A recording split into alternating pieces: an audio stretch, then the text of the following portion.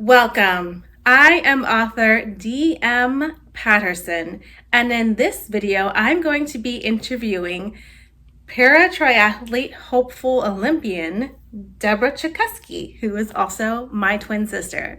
I would like to interview her and talk about her journey to the Olympics because I've had a lot of questions asked for myself, and I know Deborah has also had a lot of people asking her throughout her journey what's going on, how she got here. So Deborah kindly agreed to do an interview with me while she's here visiting. I've got a list of questions over here, and here we go. So the first question I have is, what is your goal for 2024? 2024 would be going to the Paralympic Games in Paris, France. Awesome. Yes. Okay, so we're going to start with your athletic history. Have you always been into sports, and if so, which ones? Yes, I have always been into sports, and I think I came out with a soccer ball.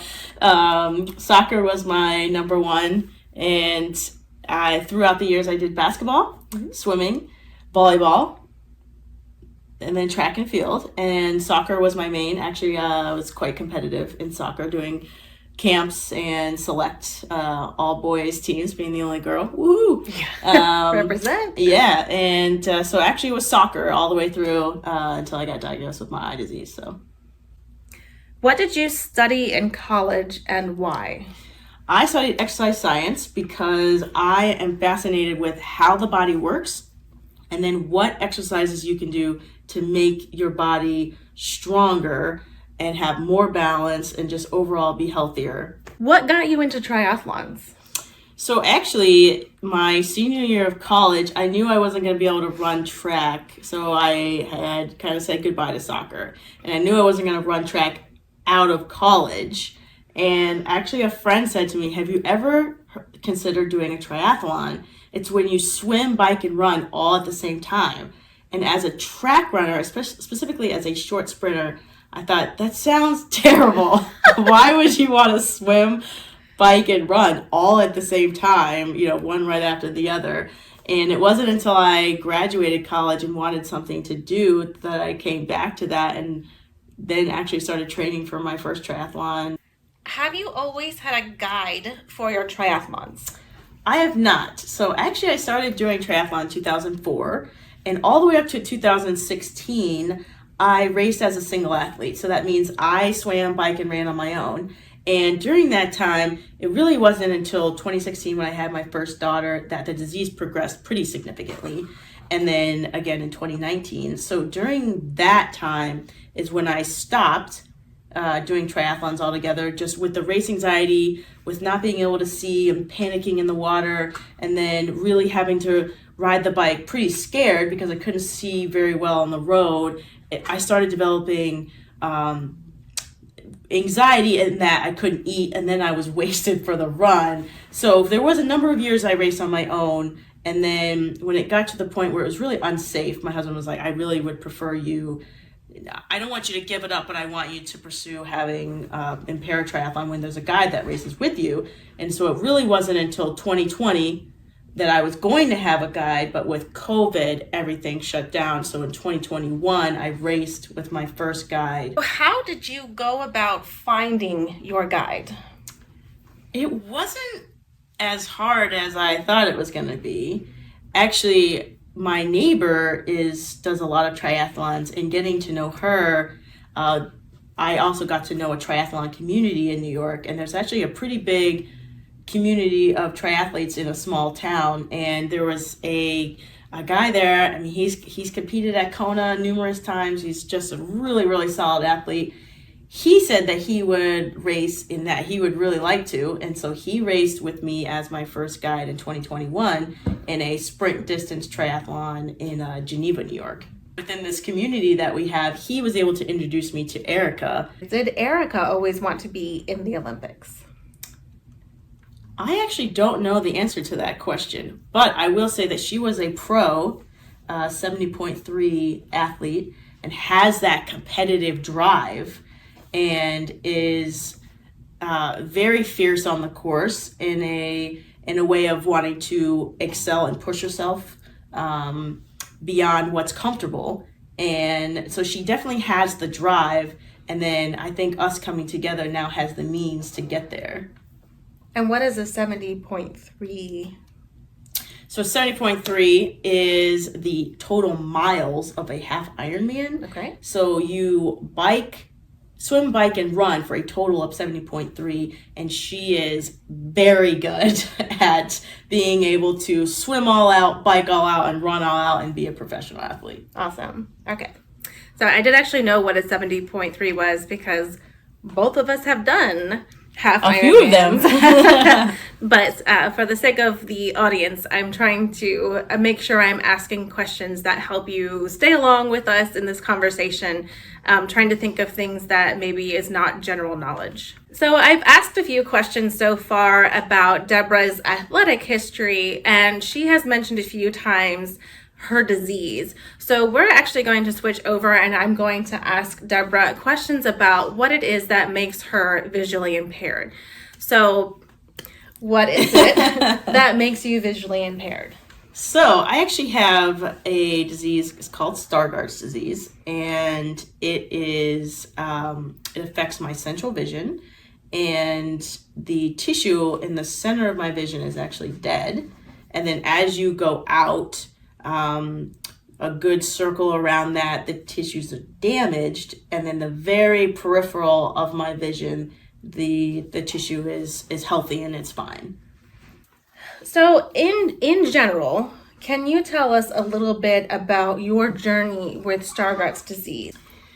Yeah, so when I was about 14, I started noticing changes in my vision, and because we had two older sisters that had already gone through this, I knew what to look for. So they were actually told that they were going to get it and then started seeing symptoms. I started seeing symptoms first and then was told that I had it. So I already knew. I knew that when in high school, they had the overhead projectors and they would put the slides on. I started having a hard time seeing them. If I looked directly at something, I couldn't see it. So I actually knew I had it before I was diagnosed with it. And that's not something that you want to hear as a 15-year-old.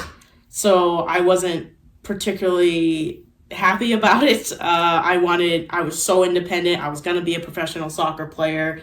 So that, my world was pretty rocked because that's what I wanted to do. So I would definitely say that was a low period in my life. So I had said already, and you had mentioned already that you knew that your eyesight would affect your professional soccer life, but how did it affect your sports life and what you were doing in high school? Yeah, so I got officially diagnosed actually during the summer. So we were able to kind of wrap our heads around it during the summer. And actually my dad, it's like, if you still want to play basketball, then you're going to play basketball. You need to learn how to play with the eyesight that you have. So I went to open gyms with another teammate of mine, and I taught myself how to shoot the ball looking at the top corner of the box, but shooting it at the net. And then volleyball, so I played volleyball, and having a ball come at you very fast and not being able to see it was maybe not the best choice. So I did start playing volleyball and realized that was maybe not a smart move for the sake of my nose and my face and a concussion and all that kind of stuff. So I did not continue playing volleyball. So I was still running track, so I could still do that. And then I was able to do swimming. And then my senior year, I was able to play basketball, do swimming, and then do track and soccer in the same season. So I was able to be a 4-sport athlete. I remember as Deborah's number one fan in the bleachers, one of her strengths has always been her speed. She always gave it her all. She had nothing but dedication, and it was just like she got on the court and that was her life and her joy, and there was a fire in her eyes. It was encouraging for me to see my twin sister still hold on to the things that held her joy, even though there was an obstacle now, but she faced it like she does everything and said, all right, let's do this. Let's be stronger. Let's get around this. And I know that that's part of why she is here today, where she is in her journey towards Paralympic hopeful. How does your visual impairment affect you for the triathlons specifically? So specifically for the swim, we are always in an open water. We're never in a pool. So the chances of it being clear water is 0. Yeah. So it needs to be clear water for me to see Ericka clearly. And that, since that never happens, I have a very hard time seeing her. For the bike, because I can't see well enough to see the road and also go fast to be competitive, the bike is affected. The run is not as much, but the swim and the bike for sure. So continuing to talk about Deborah's visual impairment, which is Stargardt disease, you have a guide dog now. How was that process of when you realized you wanted to get a guide dog, the process of getting her? Yeah, so I always kind of thought I was in limbo because when, and this is still true today, having the guide dog, people ask, why do you have a dog? I'm like, oh, well, I'm actually visually impaired. Yeah, but why do you have a dog? Because you're not blind. I'm like, well, I don't have any central vision. The dog helps me see the ground. I got to a point after having my second child that I was tripping, fell down the stairs, I was running into stuff that you use your central vision for your depth perception. Well, I don't have any. So, or I have learned to use my peripheral vision for my depth perception and, where spatially I am in a room. So I use the dog that she doesn't let me walk into the middle of the road if there's a car coming, or walks me around a pothole that's deeper than, if I'm going to hurt myself, walking off of ledges and stuff like that. So when I got to that point, it was during COVID, so everything was shut down, and I was in a position where we didn't have a dog anymore and that I could apply. So I went ahead and applied, and the process was going to take about 2 years because they were behind because of the shutdown.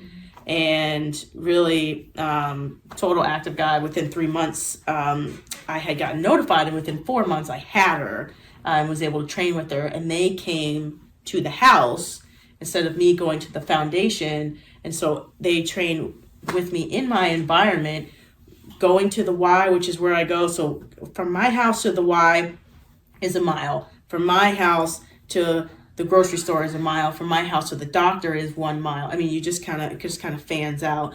And then schools are closer than that. So we were able to walk a lot of routes, and I just can leave my house and say, let's go to the Y, and off we go. So it was fascinating to see how a dog can know routes so quickly. And then we stopped for the summer going to preschool, and every time we got to that corner, she was like, no, we're going to preschool. I was like, no, we're going this way. So yeah, it's remarkable how smart they are.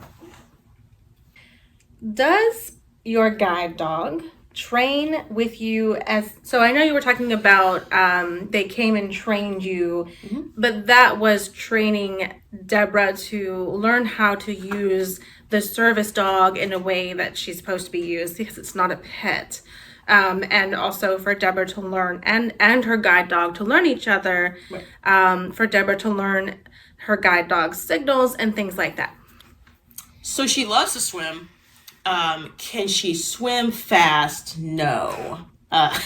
Doggy paddle doesn't really work in a competitive setting. So she does not do any training. Okay. She sits right at the edge of the pool and watches me swim. And she doesn't come on any of the bike rides because that really wouldn't be safe to have her run next to us. Plus, she wouldn't be able to keep up. Okay. And then for the run, if it's an easy run, I'll take her with me.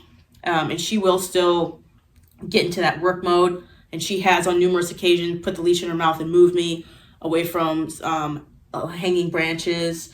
There was a gentleman that it was in the dark. It was on a bridge. He had his hood up. He was kind of hunched over, and she moved me away from him and actually slid around and got in between us. So, I just completely trust her instincts. And if she says, I'm getting in between you, then absolutely you can get in between whoever you need to.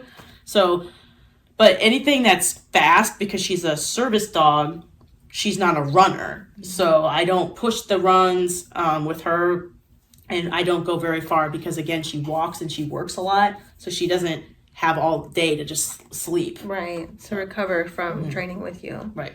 Okay, so we have talked about your athletic past and a little bit about your visual impairment with Stargardt disease.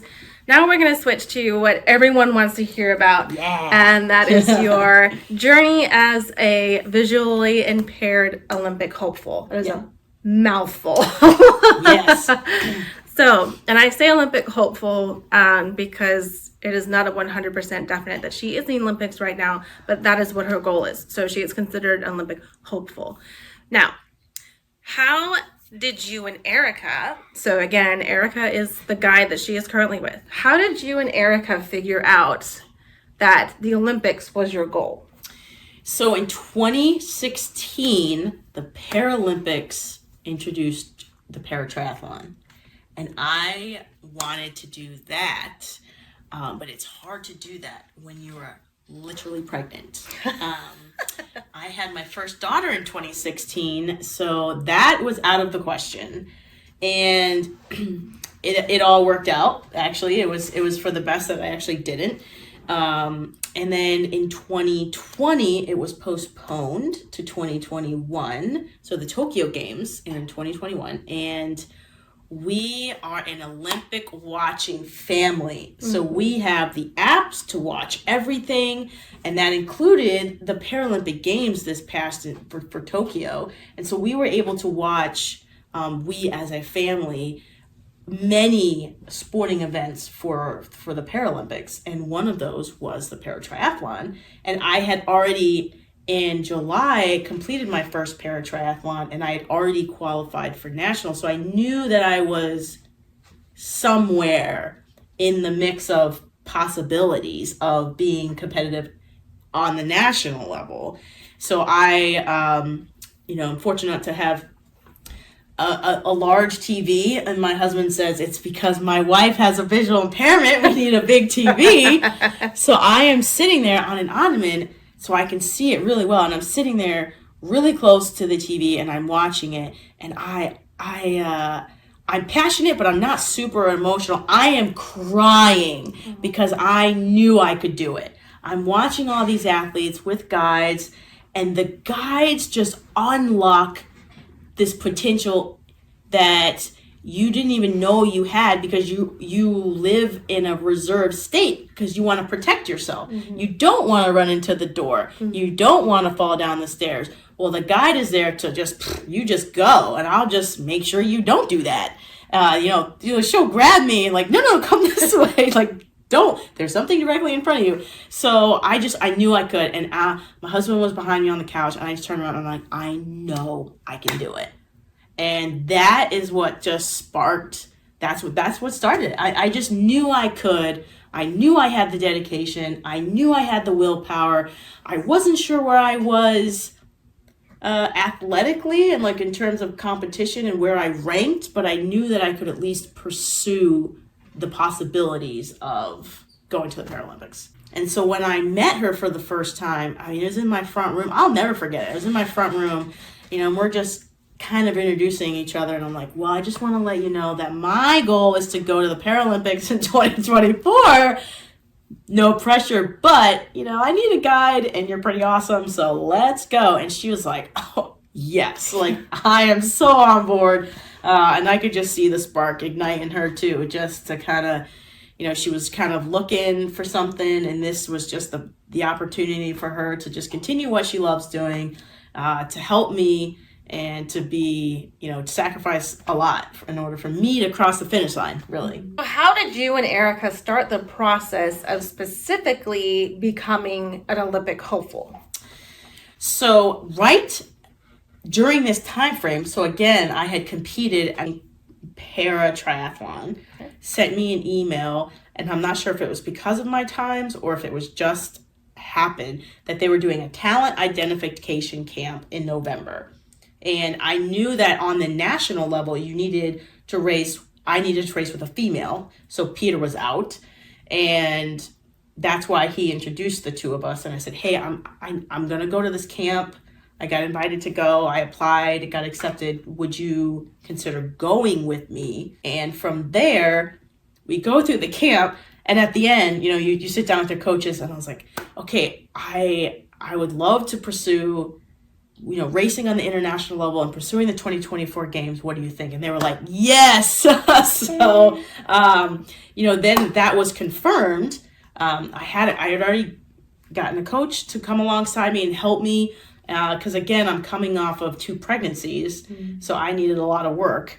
And she just really helped me that first year, a significant amount, get to where I needed to be. And this was a visually impaired friendly center. So she was also telling us how amazing it was to be at an entire center that was it was created for the people who needed to have the ramps and have things very easily plotted out. She said everything was level. So, once again, stubbing your toes and having things that are uneven is very difficult for someone who doesn't have the depth perception.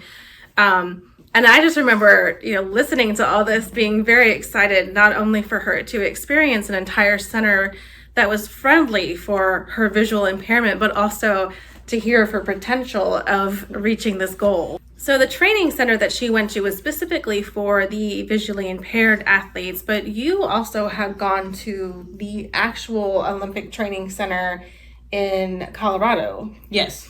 Tell us what that was like. Amazing. I bet. It's centered around athletes. The best of the best, and the food was amazing. The pool is absolutely amazing.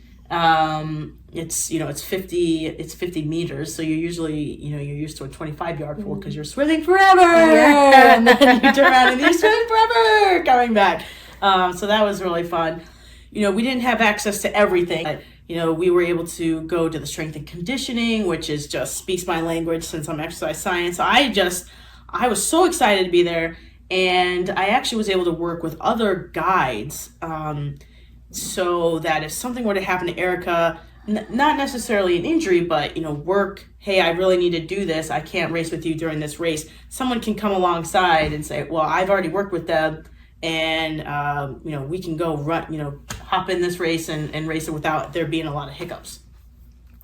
Is very cool to me, and I'm going to get really emotional because I love this.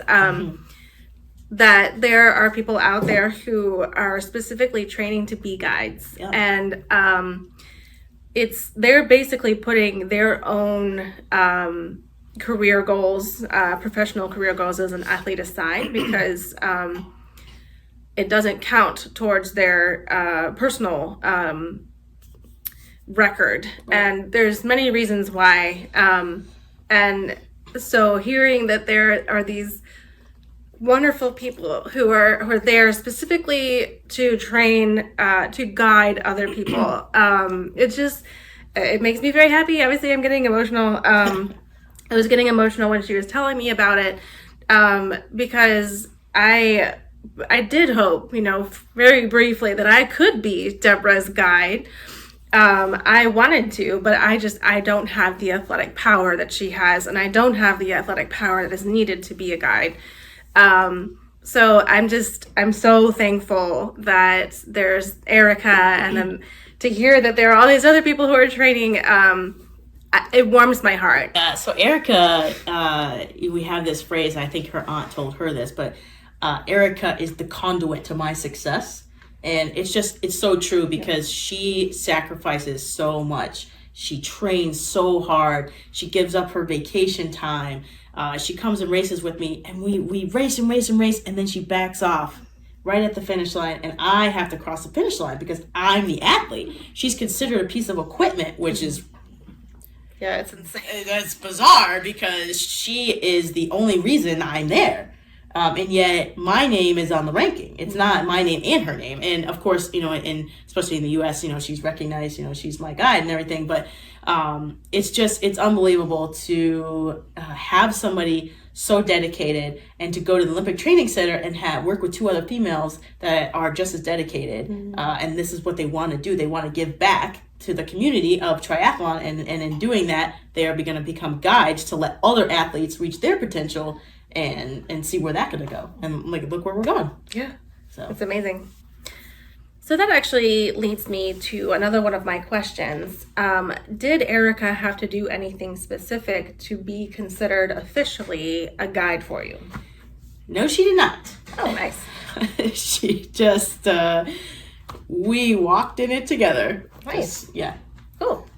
But did she have to do anything official to be considered a guide? Nope. Wow. Awesome. She's amazing. Yeah. That's the criteria. All right. So what is a day in the life of Deborah for training specifically?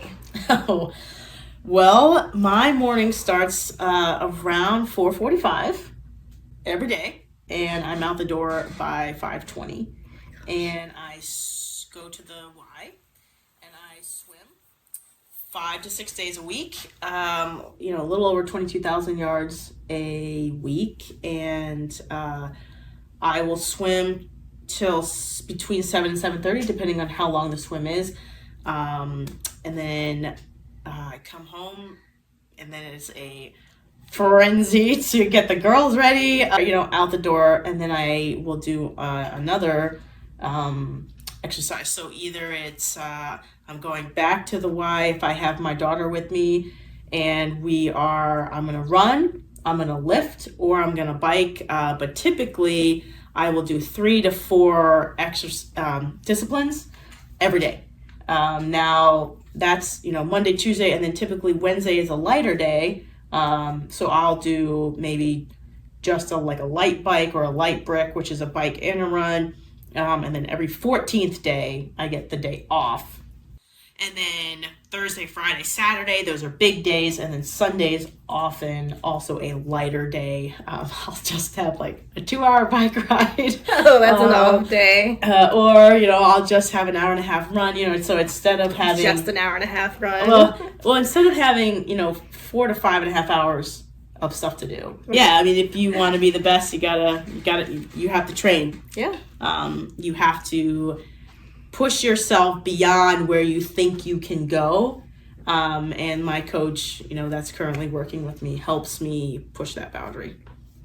What is a typical day in the life of when you are training with Ericka? So it's pretty similar. Okay. Except we're just in the pool together. If we are swimming outside, I actually brought the tether with me. This is the tether. So we will swim in the open water with this. And this goes around our thigh. And so she'll have it around her thigh. And then I'll have mine around my thigh. And that's how we swim, because you still want to be able to do your whole stroke without the tether getting in the way. And on the international and national level, there are criteria on how it has to be visible. So it has to be bright. It has to have some give. And it has to be a certain length. So this means that it's been checked a couple times, through the international committees to make sure that it's how it needs to be. And on the tether, for the run, again, it cannot store any energy, so it's not. This is actually a shoelace, so it's nice and bright, but it's not a bungee. And then we hook it to ourselves. I have a band, she has a band, and we do it this way. So then we learn that in the water and on this, except if she says to me, it's immediate. I go directly to her, but we have a lot of cues that if I feel the pull towards her really sharply, I need to immediately swim into her. But if it's just subtle, I just need to do slight corrections.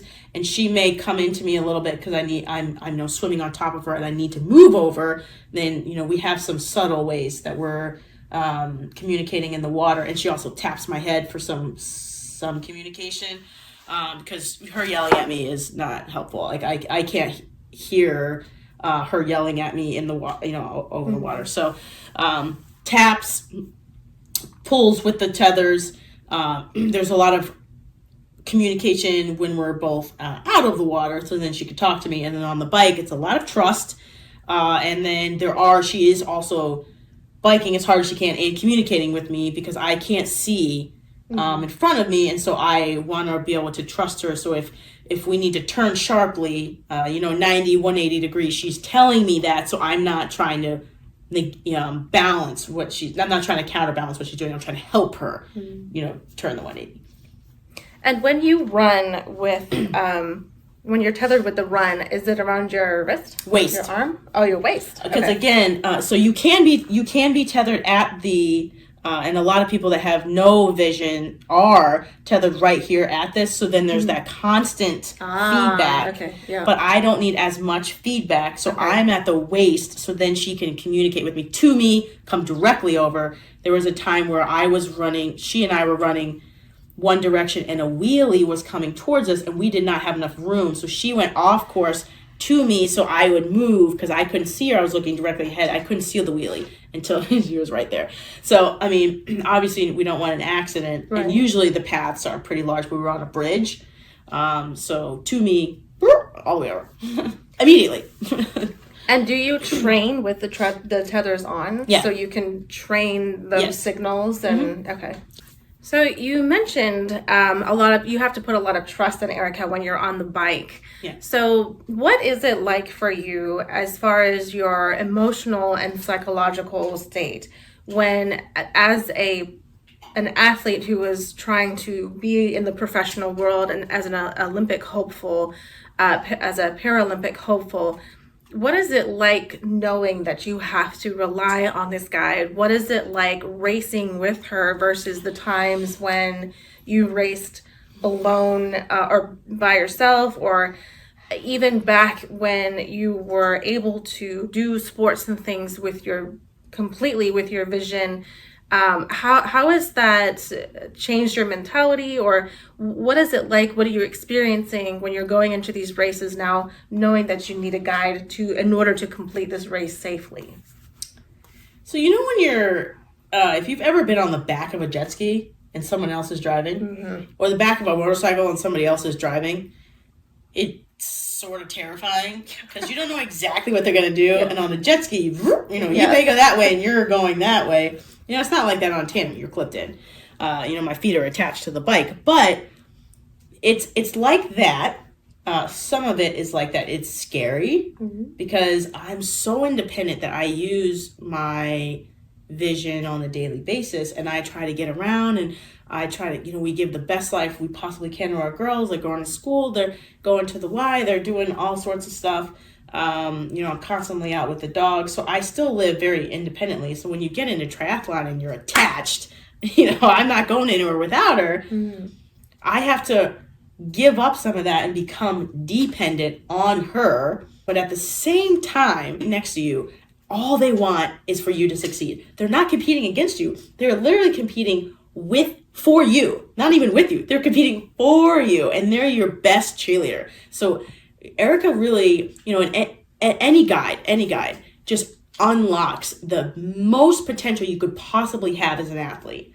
I never thought I could run a 7-minute mile. I've got little legs. I've always been quick, but just to be able to run that far, that fast, and it's because Ericka is right next to me, allowing me to have no obstacle. She's watching the road, she's being the guide dog, what the dog would do for me. And she's allowing me to just go all out.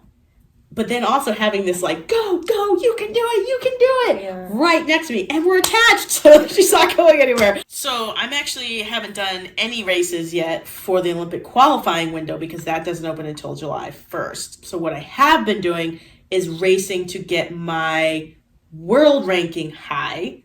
So when I raced all of 2022, I was able to race. So I went to Montreal.